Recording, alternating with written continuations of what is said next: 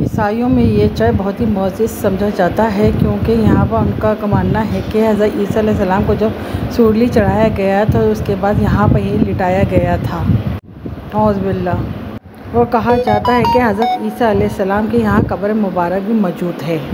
और अगर आप कब्र मुबारक के विज़िट करना चाहते हैं तो फिर टैक्स पे करके आप उनकी कब्र मुबारक पे ज़ियारत कर सकते हैं।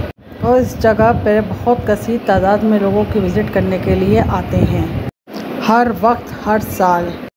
और यहाँ पर यहूदियों का आना मना किया गया था। और यहाँ पर जब हज़रत उमर ख़त्ताब रज़ियल्लाहु ताला अन्हु का दौर खिलाफत था, जब यहाँ इस जगह को फ़तह करने के लिए आए तो ईसाइयों के बादशाह ने दरख्वास्त की कि यहाँ पर यहूदियों का आना ममनू करार दे दिया जाए, लेकिन हज़रत उमर ख़त्ताब रज़ियल्लाहु ताला अन्हु ने ऐसा बिल्कुल नहीं किया। ये जो चर्च है हज़ारों साल पुराना है।